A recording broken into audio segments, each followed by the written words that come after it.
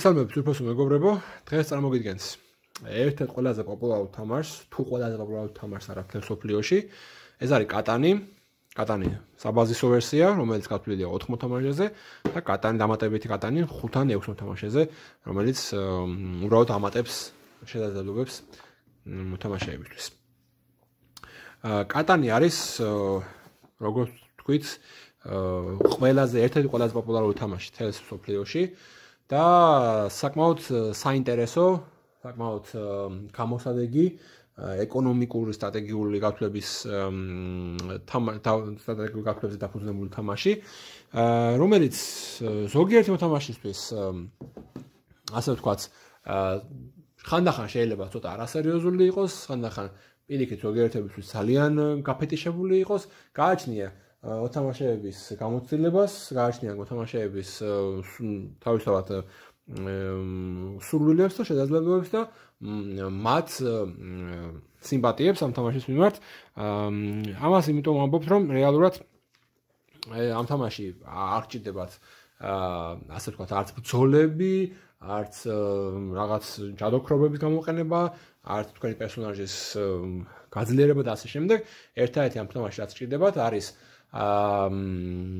ერთ-ერთი სწორად წარმართვა თქვენი ასე ვთქვათ ეკონომიკური განვითარების ბაზრის ასე ვთქვათ შეფასება სწორად ალბათ ვაჭრობის ხერხები ვიღაცებზე თქვენი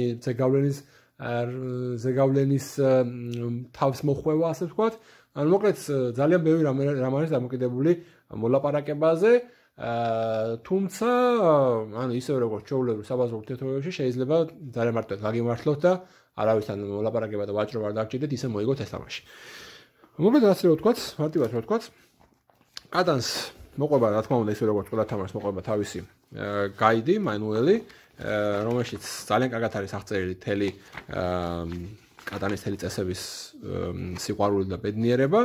ანუ თამაშის შემქმნელები თავაზობენ საწყის რუკას როგორ უნდა ანუ საწყის მოთამაშეების, ამწყე მოთამაშეებისთვის გვეუბნებიან რომ კარგი იქნება თუ პირველ თამაშს ეთამაშეთ აი ამ რუკით და განალაგებთ თქვენ სახლებს აი ამ მდგომარეობით და ციფრებსაც განალაგებთ აი ამ მდგომარეობით, რომელიც არის მოცემული, როგორც არის მოცემული ამ რუკაზე და ამის შემდეგ უკვე შეგიძლიათ ეს ყველაფერი გააკეთეთ რანდომიზებულად. ანუ კატანი ეს არის წარმოსახველი კუნძული, სადაც ჩადიან სხვადასხვა ქვეყნის წარმომადგენლები, შეგიძლიათ ასე დაარქვათ. 4 მოთამაშეში ეს არის წითელი, ფორთოხლისფერი თუ ნარინჯისფერი, ლურჯი და თეთრი ქვეყნის წარმომადგენლები და სახლებიან აი ამ კუნძულზე სხვადასხვა რესურსებს მოიპოვებენ, აფართოვებენ თავიანთ შესაძლებლობებს, აფართოვებენ თავიანთ დასახლებებს, მე გარდაქმნიან ქალაქებად, აშენებენ პორტებს, აშენებენ გზებს და მე უკვე ვინც გაიმარჯვებს, უბრალოდ გაიმარჯვებს ის, ვინც მიაღწევს განვითარების უმაღლეს დონეს და ეს არის 10 ქულის მოპოვება თამაში. თამაში გვაქვს სხვადასხვა რესურსები, ეს არის აგური, ეს არის ხე, ხე თავისთავად, ეს არის ქვა, ეს არის ხორბალი, ძნა, რომელიც თქვენ გინდათ, ჩვენ ხორბალს უძახეთ, ძნასაც უძახეთ ხშირად და ეს არის მინდვრები, რომელზეც მოიპოვება ცხვარი. ერთი აი ეს შუაში რაც გვიჩანს, ეს არის უდაბნო, სადაც თავისთავად უდაბნოში არაფერი მოიპოვება და ამ უდაბნოში თავიდან განთავსებული არის ქურდი, ყაჩაღი და ასე შემდეგ არსება, რომლის შესახებაც ყველაფერს გიამბობთ. ეხლა რაც შეეხება თვითონ თამაშის ანუ რეები მოყვება თამაშს ვთქვათ, ეს არის ფაზლის ვარიანტი, ასაშენებელი რუკა, რომელიც აუცილებლად უნდა იყოს ესეთი 8 კუთხედი და შიგნით უნდა იყოს ესეთი აი ამ სტილით გაკეთებული კუნძული, თუმცა რა თქმა უნდა აუცილებელია რა ისო ზუსტად ამ თანმიმდევრობით ჩავსვათ, შეგიძლიათ რენდომზე გააკეთოთ, შეგიძლიათ როგორც თქვენ გაგიხარდეთ ისე გააკეთოთ, უბრალოდ აუცილებლად უნდა გაითვალისწინოთ ის, რომ თუ თქვენ მას შემდეგ რაც ითამაშეთ პირველ თამაშს და გამოიყენებთ აი ამ რუკას და შემდეგში უკვე მოგინდებათ გააკეთოთ რენდომიზებულად, აუცილებლად უნდა მიყვეთ ციფრების ჩალაგების შემდეგ პრინციპს, რომელიც მოცემულია ამ ნახატზე აქ. დააკვირდით საწყის როცა აირჩევთ რომელიღაც საწყის როცა აირჩევთ მაგათაც უკანან ციფრებს აწერიათ ასოები ნახეთ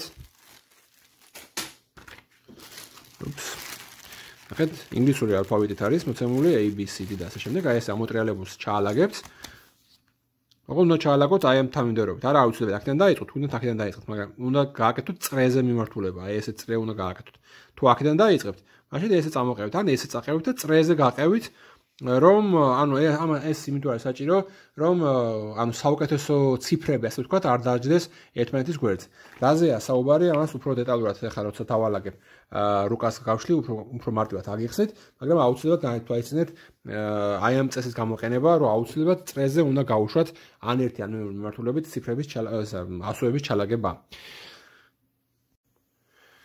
როცა ვიწყებთ აშენებას აი ამ ჩვენი რუკისას აი დავაკვირდებით აქ ჩანს ერთიანი ციფრი და აქ ჩანს ორიანი შესაბამისად ერთიანს ერთიანზე მივადებთ ორიანს ორიანზე და მე გავყვებით ესე ბოლომდე და ესე ავაწყობთ აი ამ რუკას ესე იგი ერთიანი მე გვინდა ორიანი გვინდა სამიანი სადა სამიანი სამიანი შემდეგ 4-იანი შემდეგ 5-იანი და 6-იანი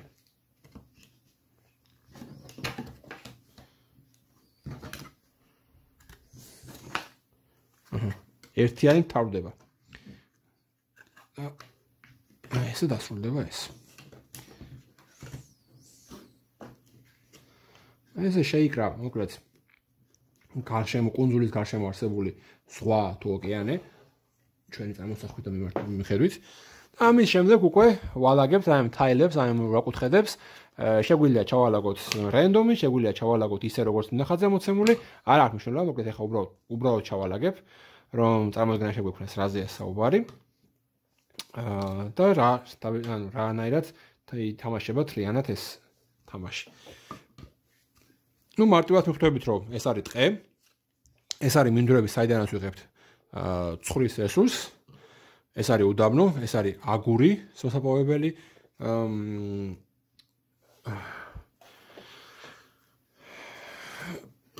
ადგილი ეს არის თივის ძნის ხორბლის როგორც გინდათ რომელი ნაწილის გინდათ იმის მოსაპოვებელი ყანები და ნუ ეს ქვა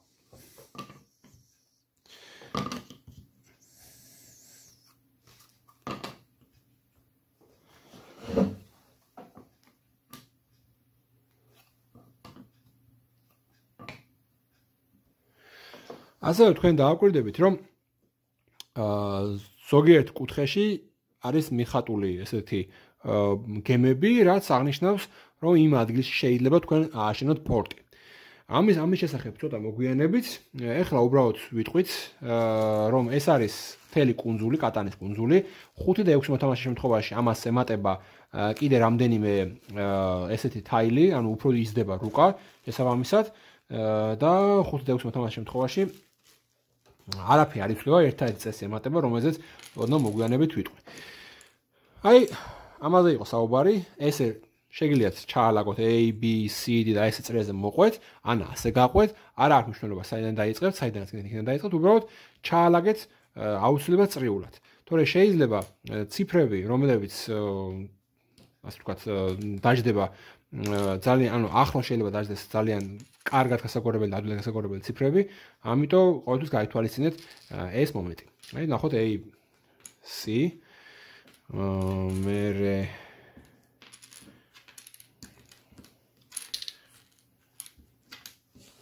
აბა A B სადა გვაქვს B C E F იყო სადღაც ეხან, აგერ F G H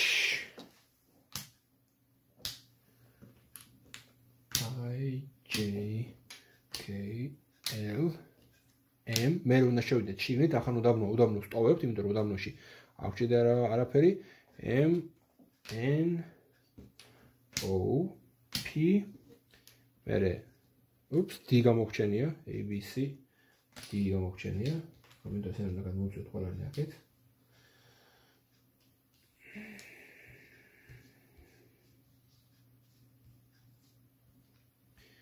Q და R ეხლა მოვაწეროთ R აქ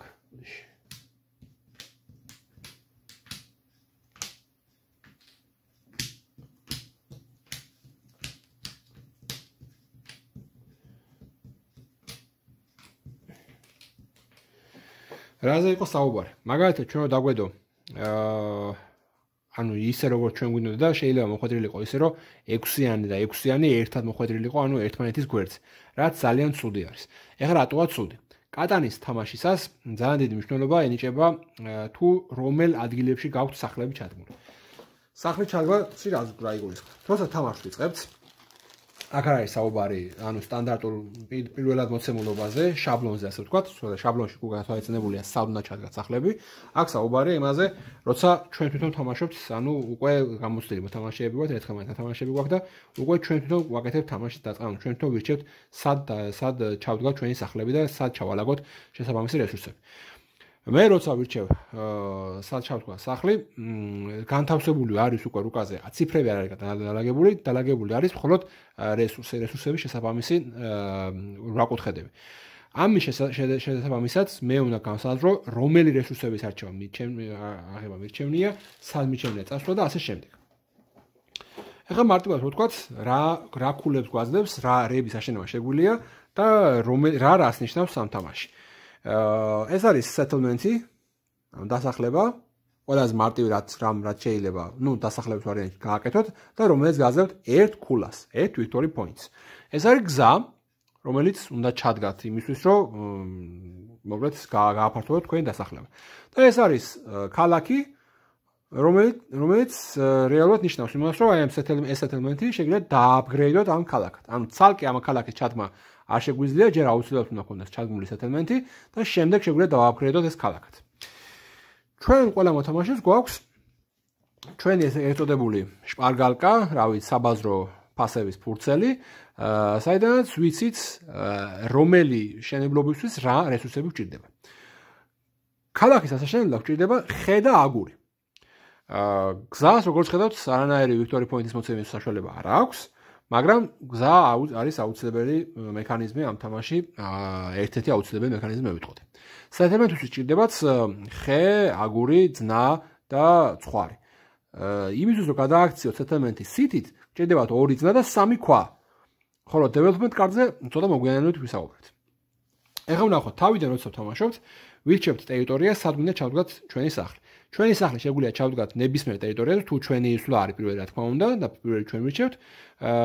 მაგრამ მე გირჩევდით, რომ თავიდან სვლა პირველი სახლი ჩაგედგათ ისეთ ტერიტორიაზე, რომელიც გაძლევთ ან ხეს და აგურს ერთად, ან ისეთ რესურსებს, რომელიც უფრო ნაკლებ ვარ სავარაუდო არის, რომ ამოვიდეს შემდგომში. ანუ რაზეა საუბარი? თუ დააკვირდებით, ყველა რესურსი ქვის გარდა არის 4 წარმოსახულია 4 რაკუთხედზე. ანუ ხე 4-ია, აგური 3-ია, ქვაც 3-ია, მაგრამ 4 არის ძნა, 4 არის ისა რა ქვია, სხვა არის, ხოლო აგური და ქვა არის 3-3. ანუ შესაბამისად ეს რესურსები უფრო მოთხოვნადი იქნება. თან თუ დააკვირდებით ამ შემთხვევაში ორიანი დევს აი ამ აგურზე და იქით 12-იანი დევს იმ ქვაზე. ეხლა რა მნიშვნელობა აქვს ამას? ჩვენ პირველად უნდა ჩავდგათ სახლი, არ ვიცით ეს ციფრები დავუშვათ რომელიცაა და რა ციფრებია, უბრალოდ ვირჩევთ ტერიტორიას. დგამთ სახლს აუცილებლად კუთხეში, ანუ კუთხეებში, გადაკვეთის წერტილებზე. არ შეგვიძლია ჩავდგათ სადღაც შუაში, უნდა ჩავდგათ კუთხეებში. და შემდეგ უნდა ჩავდგათ გზა იმ მიმართულებით, საიდანაც გვინდა მომავალში წავიყვანოთ ჩვენი settlement-ის განვითარება. დაუშვათ ჩავდებით აი ეს. სიტყვაზე ვთქვათ. ამ შემთხვევაში ჩვენ საწყის რესურსებს ვიღებთ იმის მიხედვით, სად ჩავდეთ პირველი სახლი. ანუ ამ შემთხვევაში მე დავიწყებ ჩემ თამაშს 1 ხით, 1 ქვით და 1 ძნით. ამას ძალიან დიდი მნიშვნელობა აქვს საწყის რა რესურსები გაქვს, იმიტომ რომ თავიდანვე შეგიძლია მაგალითად თუ გაგიმართლა და ქვა და ხე ერთად არის ახლოს თავიდანვე ერთი გზა გააკეთო, ან რაღაც რესურსები ისეთი ქონდეს, რაზეც სხვას ხელი არ მიუწვდება. მას შემდეგ, ანუ რაც ყველა ჩადგამს ტერიტორიაზე, თითო ტერიტორიაზე სადღაც სახლებს, შემდეგ შეგვიძლია ჩავდოთ მეორე სახლი. ოღონდ ამ მეორე სახლის რესურსებს ვეღარ ავიღებთ. თამაშის დაწყებაში ვიღებთ მარტო პირველი სახლის რესურსებს. დაუშვათ ჩავდგით სადღაც აქ. სიტყვაზე ვთქვათ. სიმართლე გითხრათ, წესების მიხედვით შეზღუდვა არ არსებობს, რომ პორტში არ შეგიძლიათ სახლი ჩადგათ. მაგრამ ნუ არ არის თლაც გამართლებული პორტში სახლი ჩადგმა, იმიტომ რომ აშკარა რაღაც ძალიან დიდი შეღავათები გაქვთ, ასე ვთქვათ, თამაშის დაწყებაში, პორტში რო ჩადგათ სახლი, ამიტომ ჩვენ, ნუ ადგილობრივი ჩვენი ბორდგეიმ კლუბის ჰაუს რულით არ ვდგამთ ხოლმე პორტში სახლებს, თუმცა შეგიძლიათ სახლი ჩადგათ რაღაც აქ. ანუ რუკის კუთხეში, მაგრამ არა პორტში. ამის შემდეგ, როცა ყველა ჩადგამს თვითონ სახლს, აუცილებლად უნდა გავითვალისწინოთ ერთი წესი. სახლები ჩადგმა შეგიძლიათ მხოლოდ ორი გზის გამოტოვებით. ანუ მინიმუმ ორი გზა უნდა იყოს ნებისმიერ ორ სახლს შორის. გამორიცხულია სახლის ჩადგმა 100. გამორიცხულია სახლის ჩადგმა 100. აუცილებლად უნდა იყოს მინიმუმ ორი გზა თქვენ სახლებს შორის. ან ესე შეგიძლიათ ჩადგაც. ან ესე შეგიძლიათ ჩადგაც. აი აქ კიდე მეორე გზა გჭირდებათ. ნუ ესე შეგიძლიათ ჩადგაც. ანუ შეუძლებელია ერთი და იგივე, მოკლედ ერთი გზის გამოტოვებით კონდეთ სახლი ჩადგმული. აუცილებლად უნდა იყოს ორი გზის გამოტოვებით მინიმუმ ჩადგმული სახლი. არა აქვს ამას მნიშვნელობა თქვენი სახლი იქნება თუ სხვისი. ამის შემდეგ რაც უკვე ჩავალაგეთ ჩვენი სახლები, ამის მერე უკვე ვაგორებთ და ავიღეთ რესურსები, ვაგორებთ კამათეს. კამათეს აქვს ძალიან დიდი მნიშვნელობა ამ თამაში. როცა გავაგორებთ კამათეს, არ აქვს მნიშვნელობა ვინ გააგორებს კამათეს, ყველა მოთამაშე, რომელსაც სახლი უდგას იმ ციფრის მქონე რვაკუთხედის კუთხეზე, რომელიც გაგორდა, იღებს იმ რესურსს. ანუ ეხლა როცა 6 გავაგორე მე, ვინმე თუ ექნებოდა მაგალითად დადგმული სახლი, სიტყვაზე ვთქვათ, 6-იანი აგურის კუთხეში, აიღებდა 1 აგურს. მე მაგალითად ესე რა ყოფილიყო.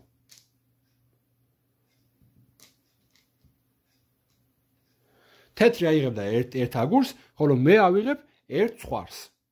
ანუ ყველას რა აქვს მნიშვნელობა იმას, ვისი გაგორებაა კამათლის, ნებისმიერ კამათის გაგორებაზე, ის რა ციფრიც ამოვა კამათელზე, შესაბამის ციფრებზე არსებულ დასახლებები იღებენ შესაბამის რესურსს. ანუ ამ შემთხვევაში აგურს აიღებდა თეთრი, ხოლო ცხვარს ავიღებდი მე. ანუ ამითი ამოიწურება ის ფაზა, რაც არის რეალურად რესურსების აღების ფაზა. ანუ ამას შეგიძლიათ ასე შეხედოთ, რომ ამ გაგორებაზე რაღაცას ყველა იღებს. ნუ ყველა არა, ყოველ შემთხვევაში ბევრი იღებს რაღაცას. შეიძლება რაღაც ციფრზე მონოპოლისტი იყოს თქვენ და მარტო თქვენ გქონდეთ, მაგალითად 10-იანზე თქვენ გეჯდეთ, მარტო თქვენი იყოს 10-იანი და იქაც მარტო თქვენი იყოს 10-იანი და 10-იანზე მარტო თქვენი იღებთ. ეგეც შეიძლება რა თქმა უნდა თეორიულად, მაგრამ თავიდან ყოველ შემთხვევაში ამის შეიძლება ნაკლებია და ვიღაცა რაღაცას მაინც აიღებს თქვენთან ერთად. ანუ მარტო თქვენ რო აიღოთ რაღაც რესურსები, ეგეთი შანსი მინიმალურია. ეხლა რა მნიშვნელობა აქვს? აი აქ შემოდის ზუსტად ციფრების მნიშვნელობა თამაში. როგორც ხვდები და თქვენთვის მარტივი წარმოსადგენია, ლოგიკურადაც ეგრე არის, ორ კამათელში, როცა ორ კამათელს აგორებ, ყველაზე მეტი შანსი კამათლის დაჯენისა, ანუ ციფრების ამოსვლისა არის 6-იანი და 8-იანი. იმიტომ რომ ყველაზე მეტი შესაძლებლობა გაგორდეს 6-იანი, ხო? 4-იანი და 2-იანი, 3-იანი და 3-იანი, 5-იანი და 1-იანი. ანუ ბევრი ვარიანტია გაგორდეს, ხო? 8-იანიც ანალოგიურად. ყველაზე მეტი, უფრო ამათზე მეტი შანსი არის 7-იანის გაგორების, მაგრამ 7-იანზე მე ცოტა გვიან ვისაუბროთ. ყველაზე ნაკლები შანსი არის 2-იანის გაგორების და 12-იანის გაგორების. შესაბამისად, ციფრებსაც აწერია, აი 1 შავი წერტილი იმას ნიშნავს, რომ 1 შანსია გაგორდეს 2-იანი. ისევე როგორც 12, 2 შანსია გაგორდეს 11, 3 შანსია გაგორდეს 10 და ასე შემდეგ. ანუ იმის მიხედვით პროცენტულობა რამდენია კამათელზე შესაბამის ციფრების ამოსვლის, შესაბამისად არის დახატული წერტილები. 6-იანი და 8-იანი გაწეთლებულია, იმიტომ რომ ყველაზე მეტი შანსია ეს კამათლები გაგორდეს. 7-იანის მერე რა თქმა უნდა. ანუ თავიდან როცა დავიწყეთ საუბარი, თუ ჩვენ არ მივხვდეთ იმ წესს, რომ ესე წრეზე უშვებთ ABCD-ს, მაშინ დიდი შანსია იმის, რომ 6-იანები ერთმანეთის გვერდზე ამოვიდეს და ვიღაც მოთამაშე რეალურად გახდება უცებ გაიმარჯვებს, ან ძალიან მალე დაკარგავს თამაში 100-ს. ამიტომ არის აუცილებელი, რომ ეს პრინციპი, წრეზე დაალაგების პრინციპი აუცილებლად შეინარჩუნოთ. ABCD დაალაგეთ, ოღონდ დაალაგეთ წრეზე და როგორც რამე მიმართულებით ასკიდან იმ მიმართულებით გავუშვათ. შეგიძლიათ აქედან დაიწყოთ, ესე გავუშვათ, დავახლავთ ესე გავუშვათ, ესე დაალაგოთ, შეგიძლიათ აქედან დაიწყოთ, არ აქვს მნიშვნელობა, რომელიღაც ერთი საწყისის წერტილიდან დაიწყეთ და იქვე, ანუ შემდეგზე დაამთავრეთ. ოღონდ ABCD აუცილებლად წრეზე. მას შემდეგ რაც ავიღებთ ჩვენ რესურსებს, შეგვიძლია უკვე დავიწყოთ ვაჭრობის თემატიკა. ვაჭრობის თემატიკა შემოდის ამ თამაში. ეს რა იგულისხმება? შეგიძლიათ ნებისმიერი რესურსი გაუცვალოთ თქვენს ვლაზე ნებისმიერ მოთამაშეს. ოღონდ თქვენს ვლაზე არ აქვს სხვა მოთამაშეებს უფლება ერთმანეთს გაუცვალონ რესურსები. ანუ თქვენს ვლაზე თქვენ ხართ პრივილეგირებული და მარტო თქვენ შეგიძლიათ სხვებთან აწარმოოთ ვაჭრობა. შეგიძლიათ ნებისმიერი ოდენობის გაცვლა გააკეთოთ, შეგიძლიათ თქვათ 2 ხორბალი გაცვალოთ ერთ ქვაში, ან ასე შემდეგ, ამას უკვე თქვენ არეგულირებთ ფასებს, მაგრამ ასევე თქვენ შეგიძლიათ თუ არავინ არაფერს არ გიცვლით, ან თუ ძალიან ბევრი გაქვთ რესურსები და თქვენ არ გინდათ პირიქით რომ გაუცვალოთ იმას, ყოველთვის არსებობს ბანკი და შეგიძლიათ 4 რესურსი ჩააბაროთ ერთი ნებისმიერ რესურსის ფასად. ანუ ეს არის ფიქსირებული ფასი, რომელთაც შეგიძლიათ თქვენი ხელმძღვანელოთ და ყოველთვის შეგიძლიათ 4 რესურსი, 4 ერთ და იგივე სახეობა რესურსისა, შეგიძლიათ ჩააბაროთ ბანკში და აიღოთ ერთი ნებისმიერი სახეობის რესურსი. ეს არის ძალიან კარგი მექანიზმი, მაშინ როცა თამაშის მოგების პირას ახარ, სხვა არავინ აღარ გიცვლის რესურსებს, ყველანაირად ბლოკავენ, მაგრამ თქვენ ერთ-ერთ რომელიმე რესურსზე ხართ მონოპოლისტი და შეგიძლიათ ყოველთვის ჩააბაროთ 4, აიღოთ ერთი და ამით შესაბამისად გაიოლოთ, მიაღწიოთ საწადეს, რაც გაქვთ ჩაფიქრებული იმას. აკრძალული არის ერთ-ერთი რამ, რომ არ შეგიძლიათ ასე ვთქვათ, შეაცხება ხოლმე, როცა მithumetes როცა მშობლები და შვილები თამაშობენ, რომ ერთ-ერთი მშობელი მიეხმარება ხოლმე, უნდა მიეხმაროს თავის შვილს და დაუშვათ შეიძლება გაგოს ეგეთი რაღაცა, რომ მიცეს გამოართვას ერთი ხე და თვითონ მიცეს 2 ხე. ანუ ერთ და იგივე რესურსის გაცვლა არ შეიძლება. აუცილებლად უნდა იყოს სხვა რესურსი, რომ გაუცვალო. ну ეს ერთ-ერთი ასეთი პატარა ჩანართი არის წელში. ძირითადად ამას ახლა სხვა მოთამაშეები არა გააკეთებენ, რა თქმა უნდა, მაგრამ ну მაინც არსებობს ეგეთი წესი. ასე გამოიყურება რესურსების კარტები, ეს არის ხორბალი, ცხვარი, ქვა, აგური და ხე. ეს არის ის 5 მთავარი რესურსი, რომელიც საჭირო არის ამ თამაშში საერთოდ. მას შემდეგ რაც მორჩებით ვაჭრობას და ასე შემდეგ, თუ გაქვთ რაიმე ასაშენებელი ააშენებთ და შემდეგ უკვე გადადის სხვაზე სვლა. ანუ თქვენს სვლაზე ყოველთვის უნდა ეცადოთ, რომ თქვენი settlement-ი და თქვენი მიმართულება წაიყვანოთ იქითკენ, რომ რომელიღაც ციფრზე, რომელიც ციფრით უფრო მალე, ან რომელიღაც რესურსზე, რომელიც გჭირდებათ, ან რომელიღაც ციფრზე გააკეთოთ თქვენ ჩადგათ თქვენი სახლი. აუცილებელია გაითვალისწინოთ ერთი რამ, რომ შეგიძლიათ ამ თქვენი გზების გაყვანით დაბლოკოთ სხვა მოთამაშე. ეგეც შესაძლებლობა გაქვთ. თუმცა ჩემი რჩევა იქნება, რომ თავიდან როცა თამაშს იწყებთ, უფრო იფიქროთ იმაზე, რომ თქვენ გავითარდეთ, ვიდრე სხვა დაბლოკოთ, იმიტომ რომ შეიძლება სხვის დაბლოკაზე ითამაშოთ და ამასობაში მესამე მოთამაშემ ძალიან მარტივად მოიგოს თამაში. ამიტომ ყოველთვის ეცადეთ, რომ თქვენი რესურსები მოიმარაგოთ და მე იფიქროთ უკვე სხვების დაბლოკაზე. დაუშვათ გახვედით აი ეს. ააშენეთ ხე და გახვედით უკვე 8-იანზე და 4-იანზე უკვე ხეებს იღებთ. მაგრამ ასევე უნდა ითქვას, რომ 4-იანი თუ გაგორდება, უკვე 2 ხეს აიღებთ, იმიტომ რომ 4-იანზე უკვე 2 დასახლება გაქვთ ჩადებული. ეს პლუსია ასევე სასახლესაც, ანუ ქალაქსაც.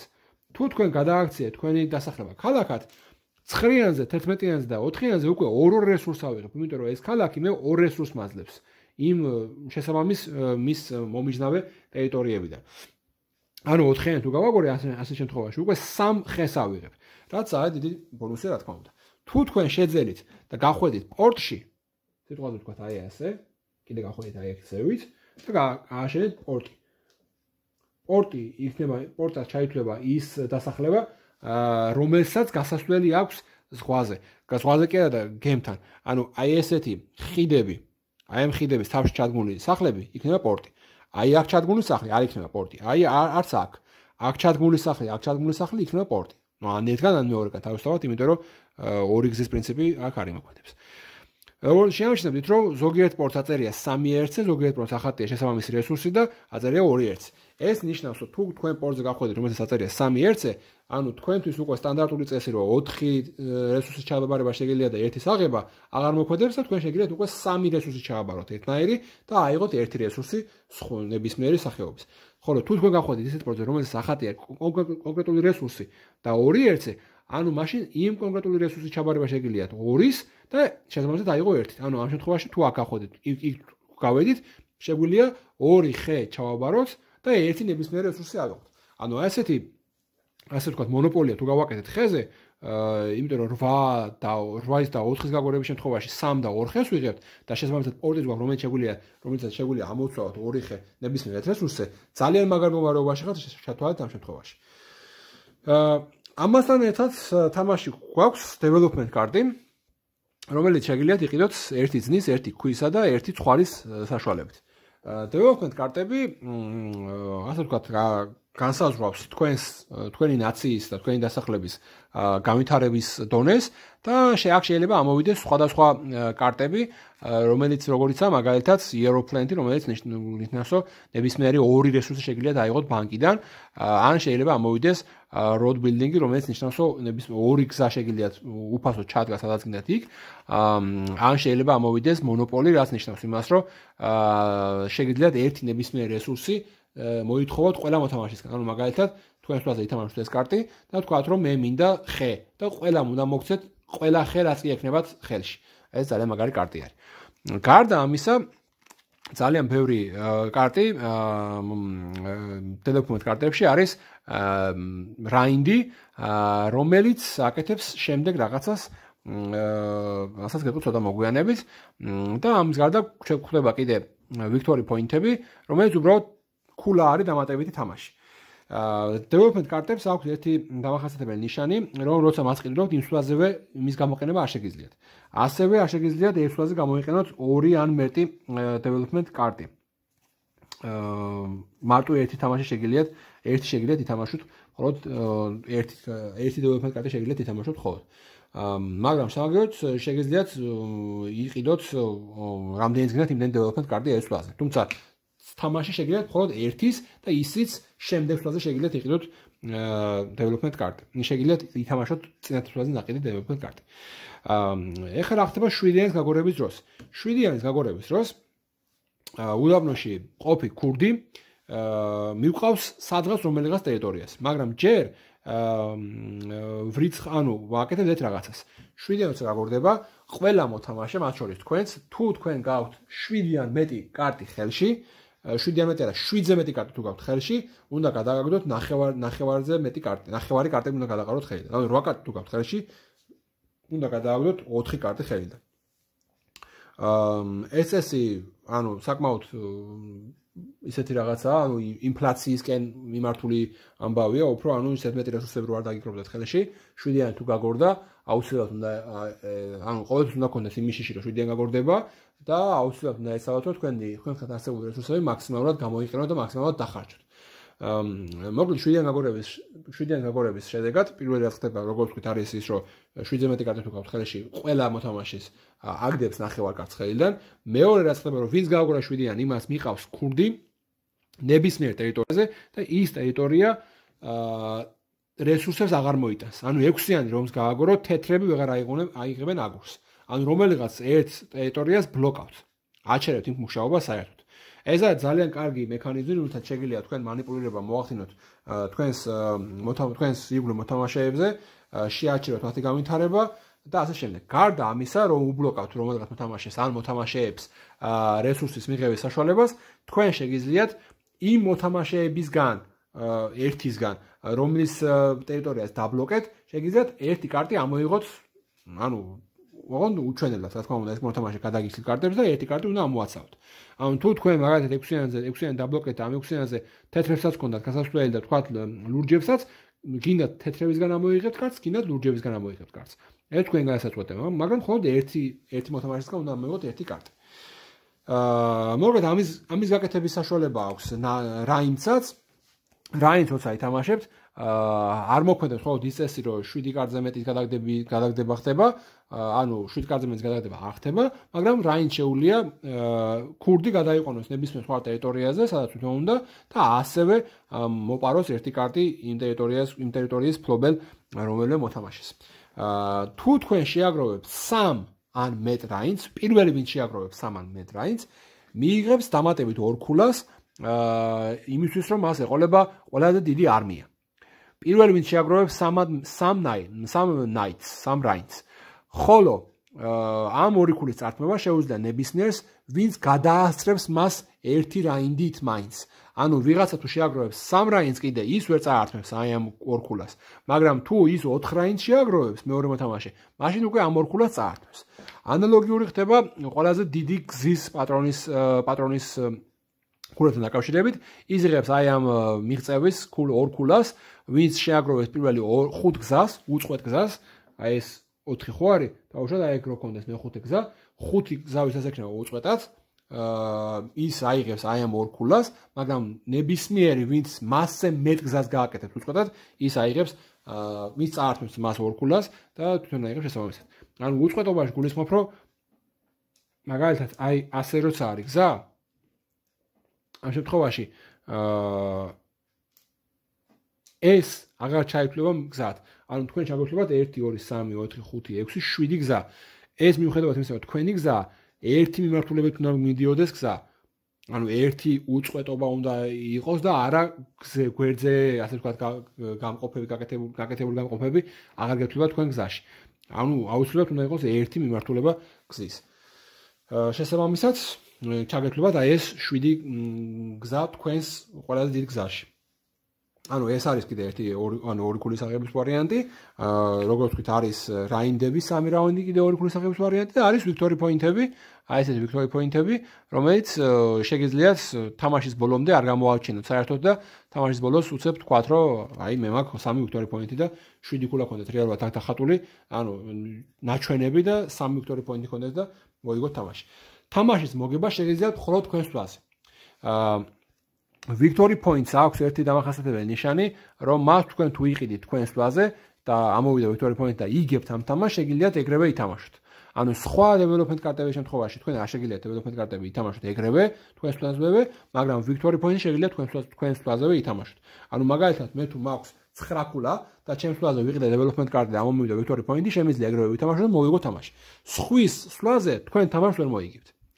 შეიძლება თქვენ სხვის თვალზე დაუშვათ, არ ვიცი, რაღაცნაირად მიაღწევთ იმას, რომ 10 ქულას გავხვიდეთ, მაგრამ სხვის თვალზე თქვენ თამაშს ვერ მოიგებთ. აუცილებლად უნდა იყოს თქვენს თვალზე. ეს არის ძირითადად რაც ეხება ზოგადად კატანის წესებს, სხვა დამატებითი წესები აქ არ არის, შეგიძლიათ რა თქმა უნდა იხემძღვანელოთ rulebook-ით, მანუალით, რომელიც ანუ საწყის მოთამაშეებისთვის ძალიან კარგ საწყის ტერიტორიებს გთავაზობთ, თუმცა მას შემდეგ როცა უფრო გახდებით, ასე ვთქვათ, უფრო გამოცდილი მოთამაშეები კატანის, მერე უკვე შეგიძლიათ რენდომზე ითამაშოთ და რენდომის პრინციპით გამოიყენოთ. რაც შეეხება 5 და 6 მოთამაშის შემთხვევაში კატანის წესებს, 5 და 6 მოთამაშის შემთხვევაში ემატება ერთი დამატებითი და მნიშვნელოვანი წესი, რაც გულისხმობს იმას, რომ მოთამაშეებს შეუძლიათ სვლიდან სვლამდე განახორციელონ მშენებლობის ფაზა.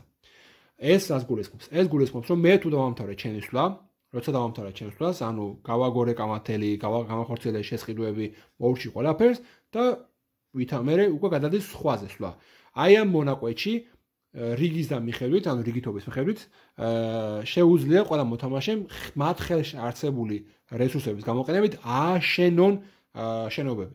აქ არ არის საუბარი development კარტის ყიდვაზე, აქ არის საუბარი გაცვლებზე, ამოყიდვაზე და ასე შემდეგ, შეუძლიათ ააშენონ. ანუ მაგალითად, თუ თქვენ სხვის სვლაზე დაგიგროვდათ, სიტყვაზე ვთქვათ, ქალაქის ასაშენებელი ან settlement-ის ასაშენებელი კარტები, შეგიძლიათ ააშენოთ ის settlement-ი, მიუხედავად იმისა, რომ თქვენი სვლა არ არის. ანუ მას ქვია development ფაზა, და ამ ფაზაზე თქვენ შეგიძლიათ ეს ფაზა გამოიყენოთ იმისთვის, რომ რეალურად ბევრი კარტი როცა გათხელში გაიცალოთ ხელიდან კარტი. ამ შემთხვევაში მოქმედებს ზუსტად ის წესი და ამ შემთხვევაში ეძლევა ზუსტად იმ წესს აზრი, როცა საუბარი იყო იმაზე, რომ სხვის ვაზე არ შეგიძლიათ მოგება. ან მიუხედავად იმისა, რომ შეიძლება სხვის ვაზე 10 ქულა და მეტი დააგროვოთ, სხვის ვაზე თქვენ ვერ მოიგებთ, სანამ თქვენი სვა არ მოვა, მანამდე ვერ მოიგებთ. აქ ცუდი ისაა, რომ შეიძლება თქვენამდე სხვა მოიგოს და ასე რომ თქვენ მიუხედავად იმისა, რომ შეიძლება მასზე ადრე გქონდეთ 10 გათვლაზე ასული, იყოს 10 გათვლაზე ასული, მაინც სხვა მოიგოს, იმიტომ რომ მან თავის ვაზე მოიგოს. ანუ ესეც გასათვალისწინებელი არის. ანუ ესაა ძირითადად რაც ემატება 5-6 თამაშზე კატანში, მეტი სხვა დამატების წესები აქ არ არის. კატანის მნიშვნელობა მოთამაშეების საერთოდ ბორდგეიმების სამყაროში ანუ ძალიან მნიშვნელოვანია და აღსანიშნავია, იმიტომ რომ რეალურად კატანი ინარჩუნებს პოპულარობას უკვე მერამდენი წელიწადია, არის ერთ-ერთი ყველაზე მოთხოვნადი თამაში თელ მსოფლიოში და ასევე უნდა აღინიშნოს, რომ კატანის მეთოდებით კატანის თამაშის მეთოდით ხელმძღვანელობს ძალიან ბევრი სასწავლებელი და მასწავლებელი არსებობს კატანის ასე ვთქვათ წრეებიც რომელიც ბავშვებს უვითარებს და ახალგაზრდებს უვითარებს აი ამ საბაზრო ღირებულებების შეფასების უნარებს, ვაჭრობის უნარებს, გასვლა-გამოსვლის უნარებს, მონოპოლიზაციის ხერხებს ასწავლის და ასე შემდეგ. ანუ ძალიან კარგი მეთოდი არის კატანის თამაშით ბავშვებისთვის ეკონომიკის შესწავლა, ასე ვთქვათ. იმიტომ რომ რეალურად თქვენ ხედავთ რამდენი რამე შეიძლება გაითვალოს და შეიძლება გათვალოთ მოთამაშემ კატანის თამაშისას. მიუხედავად იმისა, რომ ჩვენი საუბრის დასაწყისში ვახსენე, რომ ზოგიერთი მოთამაშე კატანს უყურებს, ასე ვთქვათ, ირიბად და მას გასართობად მიიჩნევს უფრო მეტად ვიდრე სერიოზულ სათამაშოდ. მიუხედავად ამისა, კატანს შეიძლება სერიოზულად მიუდგე და სერიოზული გათვლები გააკეთო. თუ რა თქმა უნდა,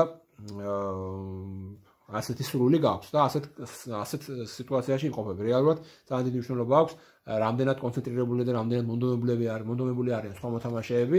თუ აქ იკრიბება ასე ვთქვათ სამეგობრო, რომელიც უფრო აი ეს რა გასართობად, საღლაბუცოდ თამაშობს კატანს, მაშინ რა თქმა უნდა არც იმაზე ფიქრობ რამდენი შანსია რომ ეს გავაგორო, ვინაღაცნაირად დავბლოკო, რა მოთხოვნა იქნება ბაზარზე, ქვაზე, თუმე ქვაზე გავარ, მონოპოლიზაციას გავაკეთე და ასე შემდეგ. ანუ ამაზე ყველაფერზე გათვლებს რა თქმა უნდა არ დაიწყებთ, მაგრამ თუ თქვენ ისეთ მოტივირებული საზოგადოებაში თამაშობთ, ან ჩემპიონატზე კატანიდან ასე შემდეგ, მაშინ ამ ყველაფერზე დაფიქრება მოგიწევთ, იმიტომ რომ რეალურად ამის გარეშე მოგება გაგიჭირდებათ, ისევე როგორც რა ვიცი პრინციპში პოკერში, ან სხვა ნებისმიერ ისეთ გასათვლელ თამაშებში, აქაც ძალიან დიდი მნიშვნელობა აქვს იცოდე რაზე იქნება მოთხოვნა, რა შეიძლება გახდეს, ანუ ძალიან ბევრი შეიძლება გახდეს, ანუ რა პროდუქცია შეიძლება გახდეს ძალიან ბევრი, მაგალითად თუ ხეზე 3 ან 4 მოთამაშეს აქვს გასასვლელი და ისეთი გამართლები გორდება, რომ ხე არასდროს არ არის დეფიციტში, ანუ ხე ვერასდროს ვერ იქნება მაღალ მოთხოვნადი. ანუ ხეზე ვიღაცა შეგევაჭრებათ, ხის გასვლა არ მოუნდება, მაგრამ ქვაზე, რომელზეც მაგალითად 12-იანია, ამ შემთხვევაში ხო 12-იანში და 3-იანში ძებს ქვა. ერთადერთი ვარიანტია 9-იანში, ხო? ანუ რეალურად 3-იან და 12-ის გაგორება არის ძალიან რთული. ამიტომ ქვაზე ამ თამაში ყოველთვის იქნება ძალიან დიდი მოთხოვნილება. და თამაშის ანუ საწყის პერიოდში და თამაშის შუაგულში ქვა იქნება ერთ-ერთი ყველაზე მოთხოვნადი რესურსი ამ თამაში და თქვენ შეგიძლიათ ქვა მაგალითად გავცვალოთ 3 რესურსში ძალიან მარტივად ამ შემთხვევაში. რა თქმა უნდა, აქ ძალიან ბევრი რამეა დამოკიდებული მოთამაშეებზე, არსებობს მოთამაშეები, რომლებიც პრინციპულად არ გიცვლიან რაღაც რესურსებს, მაგრამ ანუ ჩემი აზრით ეს არის თამაში, რომელშიც თქვენ უნდა შეგეძლოთ გაცვლა და ვაჭრობის იმ თავარი პრინციპის გამოყენება, როცა რაც ნიშნავს იმას, რომ ანუ ვაჭრობის ორივე მხარე არის მოგებაში, იმიტომ რომ შენ ითხოვ რაღაცას და გაძლევ რაღაცას, მაგრამ შენ აძლევ სანაცვლოდ ისეთ რაღაცას, რაც თვითონაც უნდა, ანუ ორივე მოგებაში ხდება. ანუ აქ არ მოქმედებს ისეთი პრინციპი, რომ შენ დანაკარგი არის ვიღაცის მოგება. პირიქით გასვლის პრინციპი ისაა, რომ ორივე მოგებაში დარჩით. თუმცა თამაშის უკვე მიწურულში გაცვლა ძალიან ნაკლებად სავარაუდოა ხოლმე, იმიტომ რომ რეალურად ერთ-ერთი ყველა მოთამაშე თითქმის მოძლიერებულია და მეორე თუ ყველა მოთამაშე უყურებს თქვენ უკვე 9 ქულა გაქვთ ან 8 ქულა გაქვთ, თავისთავად არ უნდა გაგიცვალონ არანაირი რესურსი, მარტო იმ შემთხვევაში შეიძლება ეს გამართლებული იყოს, როცა მას, ანუ მისი სვლა უფრო მალე დამთავრდება, ან ის უფრო მალე მოიგებს რაღაც შეაგროვებს რაღაც კარტებს, ან შეიძლება development კარტის ყიდვის საშუალება აქვს და მაგიტო გიცვლით, მიუხედავად იმისა, რომ იცის, რომ თქვენ სვლაზე აუცილებლად მოიგებთ, მოკლედ სხვადასხვა ბევრი ვარიანტია ამ თამაშის განვითარების და საკმაოდ საინტერესო. კატანის არსებობს უამრავი ოდენობის დამატება, რომელიც გამოვიდა წლების განმავლობაში, თუმცა ეს არის ყველაზე სტანდარტული და ყველაზე მარტივად გასაგების კატანი. კატანის არსებობს როგორც თემატური დამატებები, ისე არათემატურებიც, არსებობს ბანდიტებზე, არსებობს პირატებზე, არსებობს როგორც ყოველთვის Game of Thrones-ის დამატება, არსებობს Star Wars-ის დამატება, ანუ ძალიან ბევრი სხვადასხვა მიმართულებით შეიძლება ამ თამაშის თამაში. მაგრამ ყველაზე მისაღები და ყველაზე მარტივი და ყველაზე სახალისო მე ვიტყოდი რომ არის ეს ვერსია კატანისა, რომელიც შეგიძლიათ შეიძინოთ ძალიან მარტივად შეგიძლიათ შეიძინოთ Amazon-ზეც, სხვა ნებისმიერ საიტზეც ონლაინ მარკეტებში, თუ არ ვწდები საქართველოში, სხვა თბილისში იყიდება, ქუთაისში ჯერჯერობით არ შემხვედრია.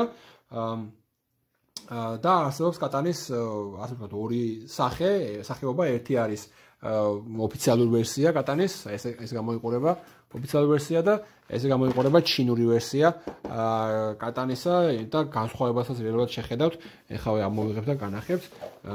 ანუ ჩინეთში, ჩინურ ონლაინ მაღაზიებში იყიდება რა თქმა უნდა კატანი, ისე როგორც სხვა ნებისმიერი თამაში, ნებისმიერი არა, მაგრამ უმეტესობა თამაშებისა და თქვენ მარტივად შეამჩნევთ განსხვავებას, მაგალითად, აი ამ ფერსა და აი ამის ფერს შორის ალბათ ამჩნევთ კიდევაც, მაგალითად იგივე ყანაში, აი ეს ძალიან დიდი განსხვავება რეალურად ფერებს შორის და აქაც კარტები არასტანდარტულია.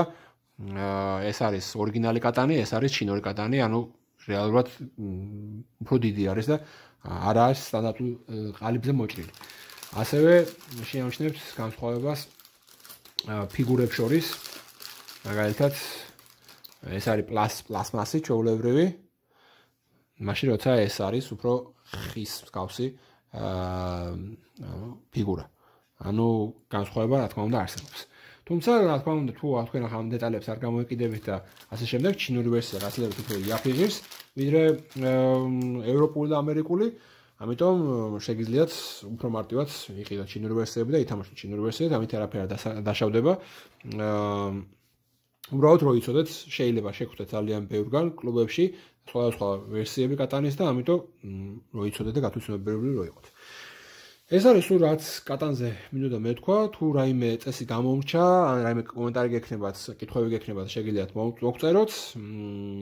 მანამდე კიდე ითამაშეთ მეტი ბორდგეიმები.